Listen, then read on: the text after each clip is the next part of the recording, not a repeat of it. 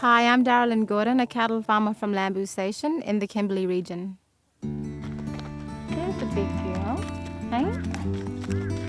What are you doing back in there? For generations, it's always been a man's job to run a farm. I was born with this thing where it's my voice saying, well, actually, I don't believe that because I have everything that it takes to run a farm. I'm only 27 and I'm the youngest on the board of directors, helping with the overall governance on this place. Back it up. Hey.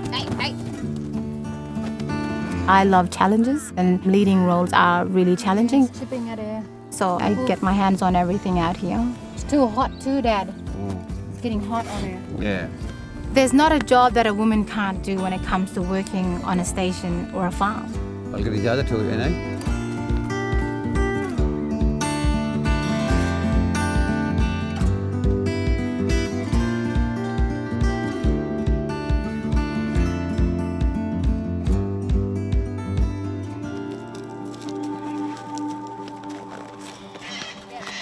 Working with cattle runs in my family. And from the time I remember getting involved in the mustering and hanging off my grandfather just to sticky beak in the yards, and that I knew it was for me. I chose to get myself out there because it's something that I loved doing, and I wasn't going to let anybody stop me from, doing what I love.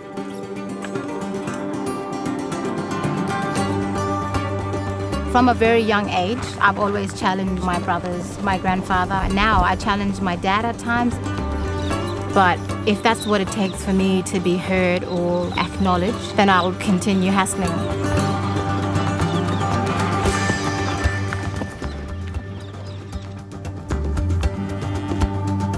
For a woman to challenge a man, I've had criticism where people said to me, culturally that's disrespectful and inappropriate.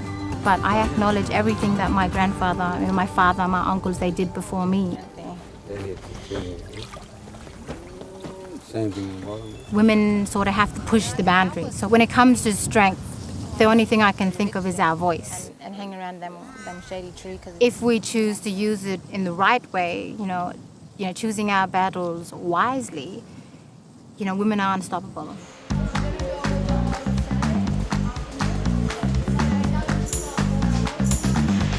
Running a really busy, full-on life. I am a mum and I do have to be in good health. Women's health for me is so important because, I've lost friends who passed away from suicide, mental health issues, depression. And that's sad because we can do something about that. I love connecting with other women, yarning and networking and, just sharing ideas and listening to their frustrations and sort of introducing, well, hey, why don't we run an activity where we can come together and really enjoy a moment to ourselves? Why don't we just do a footy carnival? It's not that hard. Women love footy. I've seen what footy do for a lot of women. They're getting boasted up because of the tackle they've done, so they're not, being judged in a way, you look this or that, and really put them down. We can't have other people doing things for us. If we want something, we've got to do it ourselves. So I think it's a great way to start locally with our local women. 1, 2, 3.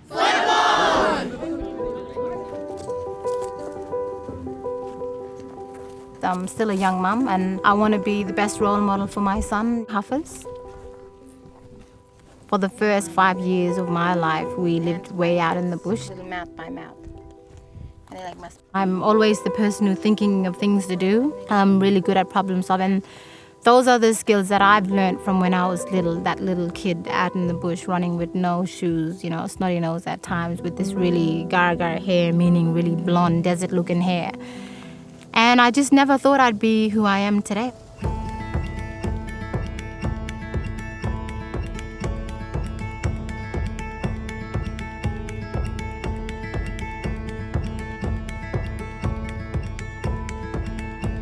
Winning the award meant that I had a voice, so I'm starting to get heard. I saw the gap in employment, especially for Aboriginal people. Knowing what Lamboo has done for me and my siblings, I thought, wow, how ideal or how deadly would it be if I were to run a training program. It's about time we take that ownership. We take responsibility for our own problems. Let's man up, let's woman up, and let's take control of what we need to change.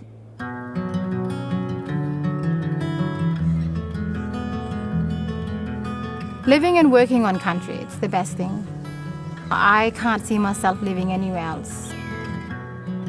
This is where my grandmother was born. My mother, grandmother, this is their country, and I have an obligation now looking after this place. As an Aboriginal woman, I've really stuck it out. I've really, put up the fight. I'm not over yet.